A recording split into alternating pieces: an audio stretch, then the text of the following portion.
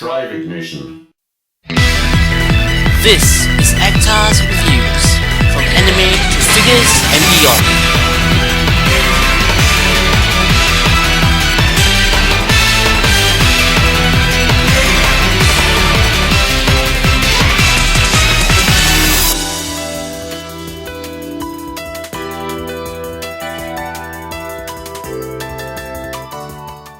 Hey, this is Actar and you're watching another episode of Actar's Figure Reviews, and welcome to the second part of the Soul of Chogokin SPEC Evangelion Unit 01 Renewal version figure review. And in the first part of this review, we've actually taken a look at the packaging, the manual, the articulation of the figure, everything that the figure comes with, and I've actually shown you step by step how to don the armor onto the Evangelion figure. And in this part of the review, we shall be taking a closer look at the fully armored version of the Evangelion figure, its features, and its accessories. At first, I really thought that the armor pieces would fall off really easily, considering how they peg and connect into the figure itself. I have had no problems with the armor staying on to the figure. It's really sturdy. So I could ramble on and on about how great these figures are, but I'm not going to. So let me just tell you guys briefly why I believe that these figures are the definitive figures of the Evangelion units. So first off is details. The amount of molded details and paint tabs on this figure is absolutely phenomenal, and I don't believe that any other figure of the Evangelion units manages to capture the essence of the Evangelion units so well. So first off, we can actually see that there are a ton of molded details around the figure, and especially if we look at the bottom of the feet, we can see molded details on the soles of the feet themselves, and even the little dots and panel lines are all painted in this figure. It looks really accurate to the original animated model, and that is something that this figure does splendidly. In terms of its look, it's very streamlined. So here we have the back of the Evangelion figure, and just as I said, we can see that all the little dots and panel lines are actually painted in and detailed.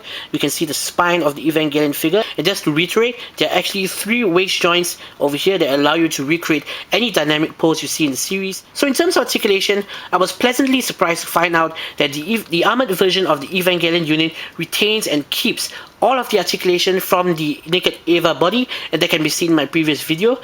Even with all that armor on, none of the armor actually restricts or hinders the movement in any way, and we can actually see the shoulder fin is individually articulated and separately articulated from the shoulder joint, and this is to not hinder the posability of the shoulder joint. And something I nearly forgot to mention is that the mouthpiece of the Evangelion is articulated as well, and this allows you to pose the Evangelion figure in berserk mode. So there's something I would like to point out about the design of the figure, and perhaps in terms of articulation as well. If you see in the anime, when the Evangelion crouches, the knee fin is not connected directly to the leg armor itself, and this is actually replicated here on the figure. As you can see, the knee fin is connected to the knee and not to the leg armor as some of the other figures would have it. This is not only surprisingly anime accurate, but it also allows Evangelion to go into a fantastic crouching pose without the knee fin getting in the way. And the last thing I'd like to point out about the figure before I actually move on to the features and accessories is that there is die-cast metal present in the armor of the figure itself. So there is die-cast metal in the chest, there is die-cast metal in the thigh armor, and there is die-cast metal in the leg armor and the feet. Now, I don't think Bandai randomly chose places to insert the die-cast metal onto the figure itself, because what the die-cast metal does is to make the legs heavier, and this lowers the overall center of balance of the figure, and this makes it very easy to balance, and this allows you to pose, and this allows you to pull off some amazing poses. So now I suppose you're wondering why this figure is known as the Renewal version.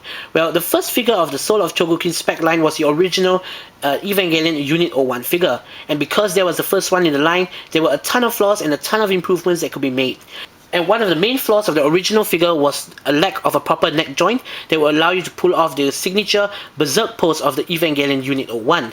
So Bandai, based on the feedback received from fans, actually went and re-released the Evangelion Unit 01 figure as a renewal version with all the flaws from the original removed and with a ton of added painted and molded detail. So let's just take a look at the features and accessories of this Evangelion figure. So first of all, let's take a look at the really working entry plug system, and just like in the anime, we pull this hatch open and we lift this from the body, and the Evangelion is now ready to accept an entry plug. And what do we place inside the hole? But the entry plug, of course. And yes, Bandai actually included a miniature entry plug. And for something so small, they really packed a ton of details on there. You can even see a little AFR 01 that's etched on it. And all the panel lines of the entry plug are actually painted in as well. So the entry plug, it really fits into the hole. And we can push it right in. You can even close the cockpit hatch after that. So now let's just continue by taking a look at the rest of the accessories that come with the Soul of Chogokin SPEC Evangelion Unit 01 figure. So first off, we have the Evangelion's pellet rifle. Do note that the panel lines are actually colored in. Nicely detailed pellet rifle. Next, we have the Evangelion's handgun. The handgun does have a little feature, and that is its barrel can be cocked. Nice addition there. Next, we have the Magoroku E sword. The Magoroku E sword, along with the counter sword, wasn't featured in the anime, but I do believe it was featured in one of the games and in the manga itself. So to actually remove the sword from the sheath, we have to pull this piece off, pull the sword out of the sheath, and reattach this piece onto the sword. It's absolutely beautiful. And so here we have the counter sword. To remove the counter sword from the sheath, simply just pull it out. And to go together with the counter sword, there are these two little brackets that actually fit onto the sheath of the counter sword, and this will allow the sheath to be attached to the fin, or to the shoulder fin of the Evangelion unit.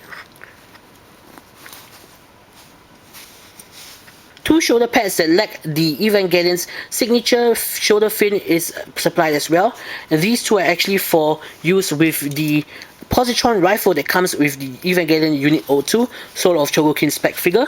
Next, we have two exchangeable shoulder fins that have features jam-packed into them. The right shoulder fin contains the Evangelion's needle gun. We can simply review the needle gun by splitting the two halves of the shoulder fin shell. And in the left shoulder fin, fans of the Evangelion series should know what's coming up next. We simply raise this green piece and split the shell of the shoulder fin to reveal the Evangelion's progressive knife. To keep it more accurate to the visual style of the anime, this progressive knife isn't a real one, and it's only the handle that is smaller than the actual progressive knife, and Bandai provided a separate progressive knife that's meant to be posed with the Evangelion unit. Now, one of the things I like about these exchangeable shoulder fins is that they are exchangeable. The ones that are already on the Evangelion figure are really sleek, and once again it is to preserve the sleek look of the Evangelion figure. These shoulder fins are much thicker than the ones on the Evangelion unit itself. And to hold all the weapons and accessories, 6 pairs of exchangeable hands are provided. Now, I'm really glad that Bandai went along with this decision instead of making the hands articulated, because once again, this keeps the Evangelion figure really smooth looking, very streamlined, and much more accurate to the original show counterpart. And I especially love this exchangeable hand because it looks like the Evangelion unit is giving a thumbs up. But of course, this is actually for the progressive knife. And the next accessory is an exchangeable chest piece that shows off the Evangelion's Red Angel core. Considering the Evangelion unit is an angel itself, what is an angel without the Red Angel core? So this was admittedly supposed to be placed on the naked Eva body, which I forgot to do in the previous video, but this can also be used together with the armored version of the Evangelion unit.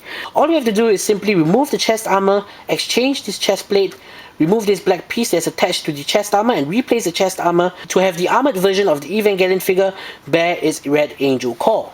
And last but not least, the final accessory that's provided is the Evangelion's umbilical cable, or the Evangelion's power supply.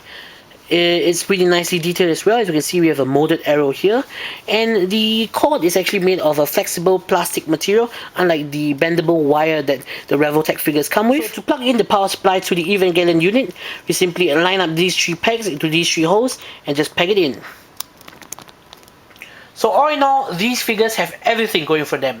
From accessories to features to articulation to details, they have it all. Bandai really put a ton of effort in producing these figures, and it really shows. And the figures themselves are really close to being the perfect Evangelion figures. They are literally a scaled down Evangelion right in your hand. From removable armor to the entry plug system, nearly everything is replicated in near perfect detail.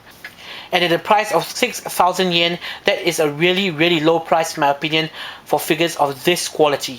Unit 00 comes with a lance of longiness that is nearly twice the height of the figure itself, and Unit 02 comes with its positron rifle.